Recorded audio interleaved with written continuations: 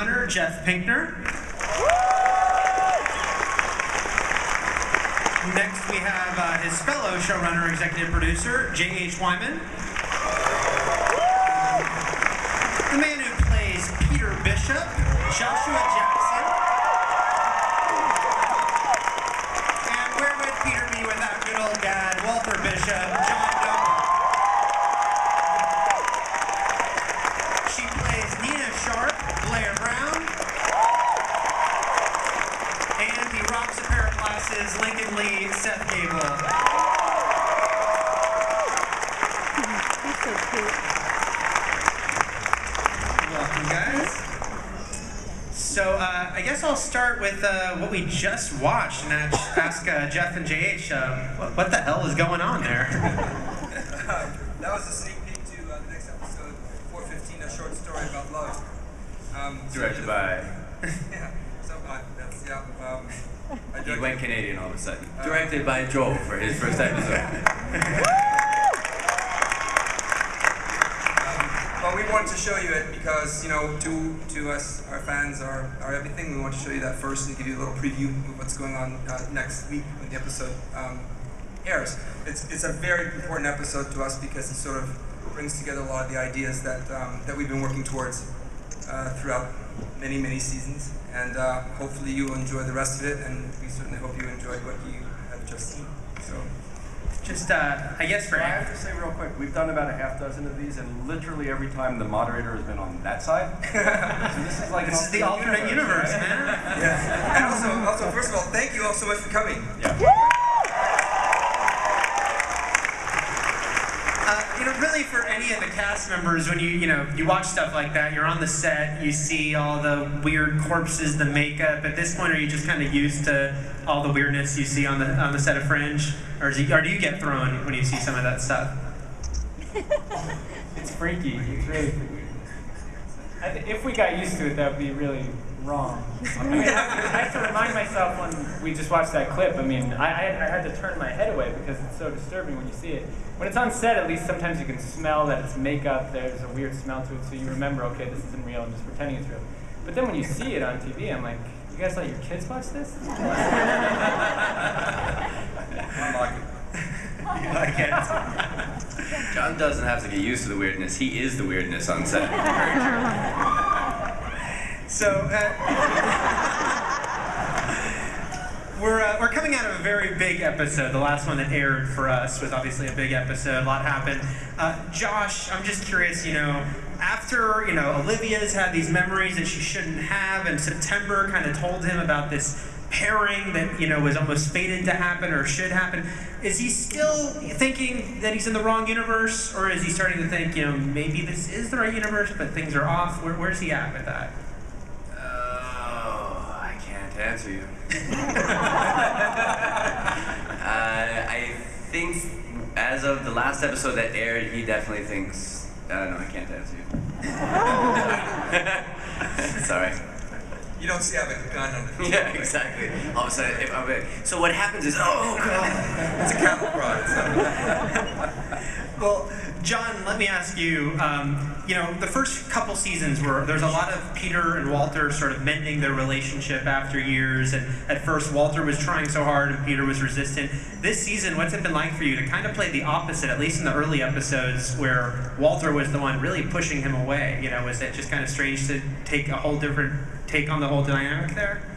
The weirdest part of season 4 was the beginning, which was the world without Peter, without memory of Peter. So what I had and the other actors had to do was create a completely new persona, one that didn't have to for Walter, this love that he felt for the boy. So that's why he was such a sort of sad, bleak, he was still strange and crazy, but he wasn't funny anymore. And that was because he didn't have the love in his life, and I think we saw that with all of the characters.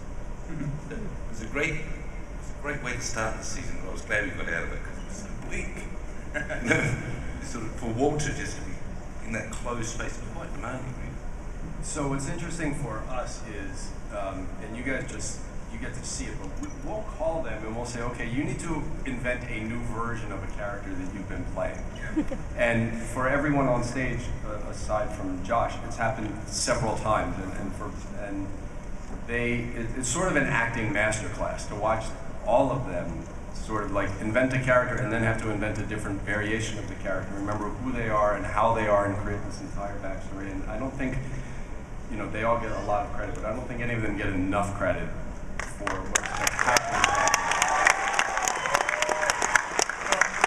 Blair, this has been a big season for you in that regard, because you've kind of been thrown two very different versions of Nina to play. One much warmer than we've seen, and now the other much nastier. I would assume that's got to be very exciting for you as an actress, although maybe a little confusing when you're playing the same character, but completely different variations. It was interesting in the beginning, because I was waiting for my alternate weeklies, and who's she going to be? Is she going to be sort of, crazy bag woman out of control? And then there it was, and she looks the same, she sounds the same, she talks. It was like, oh man, this is really disappointing. And then I realized, of course, the payoff was huge. But the interesting thing, the task was that there's part of you that wants to kind of tip you, like, pay attention, this is Mina, this is not Mina, this is the mean one. And you couldn't do it. In fact, once we did a take it, we had to do it again because I'd sort of done it, it was like, no. So it was interesting to have to stay restrained. But for me, this season started out now being a sort of surrogate mother for Olivia. It was really nice to be able to open up to that. On Fringe, because there's so many possibilities and, there's imposters and different versions of people, I feel like I have to ask, can we feel safe to say that the evil Nina, the one working with Mr. Jones, is just the alternate universe version, that's not more complex than that? As opposed to what? As opposed to, her being, one of the, imposters, her not being even a person, really. Shapeshifter, yeah. No, it's fair to say she was a person. She's a person. Yeah. Okay. We actually, Blair is absolutely right. She's, always saying, well, what am I going to do? And we just didn't want to make it, well, everybody gets a doppelganger and you'll get yours too. It had to be something that we really was worthy of her. Because, she's such an incredible performer. We wanted something that would be organic to the story. That's something that she sink her teeth into, and something that was well worth the waiting. So hopefully we delivered on that front. And it was so nice to hear her actually say it, because she's never told us that she likes it. but unlike Bolivia or Walternate, she did coin the phrase Mina, which is spectacular. Pretty awesome. Pretty awesome. Seth, even though you joined the show a couple years in and you've already played 3 versions of your own character, was that like a very quick sort of learning course? And this is how it works on Fringe, okay. Yeah, definitely. Yeah, 4 versions. 4 versions? Yeah. Oh, I forgot about one. Wait, is this a 4th we haven't seen? It's been incredible. I mean, I went off of a show where I was playing like a 25-year-old playboy who made out with Lucy Liu a lot, which was awesome. To this, and at first So this was a major step down, is what you're saying. we can have a casting session, right? Maybe bring her on. To this, where I was playing an FBI agent, and I really wasn't sure, going from that young, spoiled guy, that I could kind of pull off being this militaristic character that was the Alt Lincoln. And I saw the first episode, and I was sure that I was going to suck, and I was going to be terrible, and I watched it, and I was like, oh, I pulled it off. That's why you hired him. And then they asked me to come back, and then that was kind of a big confidence boost, and I was like, okay, maybe I can do this. And then by the time I got the extra characters, I was in the world of the show and was just excited to be a part of it, and had a chance to watch all these incredible actors on the show and learn from them, that when it was my turn, I felt ready. Now, we've talked a lot, Josh, about how you always thought maybe it was Peter's destiny to be an observer, and that maybe he was tied into all that. And then the last episode kind of put a new wrinkle on it where, with September telling him all this stuff about the observers and they're from the future, and Peter and Olivia sort of them wanting to pair them together, I almost was extrapolating that they're genetically the parents of the observers. The observer, Adam and Eve. Yes.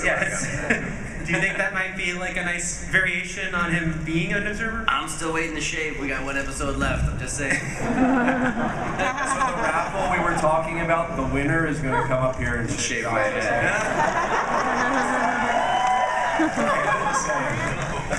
I'm down. How much do you know, I know talking to you, Josh, like you do your fair share of observation and speculation about the show, just like us who are fans watching. Do you guys on set have these conversations where you're, because especially the show you're on where it has all the different multiple universes where you start to talk about, well, if this means this, then how does this connect with this? Well, yeah, I mean, we have our knitting circle, because these guys aren't up in Vancouver, so we have no, like, direct tap to the source. So We avoid them. Yeah, exactly, at all costs. That's why they're at this separate table. We're not allowed to cross that line. Safely go away. So, yeah, I mean, we spend a lot of time. But for this year, I'll be honest, more than speculation, I feel like we've spent quite a bit of time making sure that we know where we are. Because it's gotten so complex now between, like you were saying, an entirely new version of the relationship between the father and son that's upside down, and that's true multiplied through, and then you have the alternate universe versions of all of those people with some of that history coming through and lots of it not. So it's been much less about speculating what the future is and just making sure that we're honoring the past, I think, this year. And John, I'm curious, watching that montage, the Walter-isms montage, what was it like for you? And when you see those lines, those non sequiturs, are you thrown for a loop, or have you really sort of taken this guy where you're like, no, that's just Walter, that's where he's coming from? I love them all. I can remember reading those and saying, oh my God. We know what we can do with this. So, and a lot of the fun of doing some of those funny ones is reacting from the other cast members. So if I'm doing a scene with somebody and I'm looking at those, it's always hilarious. Again, and I always try to get Lance to laugh. Because Broyles doesn't laugh, you see. And I get him rehearsals. He closes up again. But it's fun doing it. Particularly, remember the first time I did the line about eating that stuff about her agenda. And there was all these guys standing around me. And then the whole set just cracked up. I love it. As the script supervisor goes, God, that's really there. That's actually on the page. She's got that living today. Yeah. Of course, they're shooting in the middle of the night, and Joel and I are getting furious emails like, do you guys really mean for them to say this? Yeah. I think there's a typo on page 13. It says vagenda. It was appropriate. It was appropriate in a totally inappropriate way. Exactly. One of Jenna's best. Yeah. One of the ones that's really stuck is that very simple line from the pilot, which is, she says, "Oh, what's wrong?" "Oh, nothing. I just missed myself." That was a recurring theme in the first. Yeah. The first year was a lot of near misses. Just a squirt. Yeah. I didn't realise until afterwards how funny that was. Until 5 minutes ago. It's not unusual for an old film.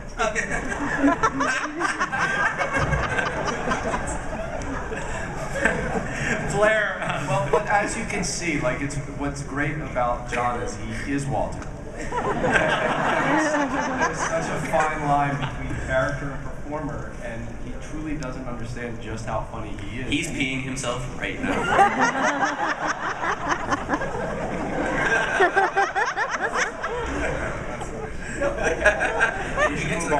Blair, what is it like though? When you've been playing this character for 3 years, and you and Anna Torv have established a dynamic of what Olivia and Nina's relationship is like, and now you were just asked to completely To do another one. to Exactly. completely rethink their backstories. It's like, okay, we'll do this now. Yeah. Does it take a lot of processing because you have to kind of throw out anything you've thought in your past? No, you show up and think, okay, let's commit to that. So we'll do that. We'll do that today. Yeah. No, it's really good. It's really good because, in fact, I like that it's unlocked. That it's not, and there is actually always a real story behind it. There is a whole thing. I mean, even like with now Mina, that this is a woman who's thwarted in her life. She had the same energy, the same thoughts, the same intelligence, passions that good Nina had. But there was no William Bell. There was no massive dynamic. This never happened. She was never asked at the table, as how you guys described it, until Jones comes. So that's really fun to play. This was much easier for Olivia and I to just kind of jump in and get rid of all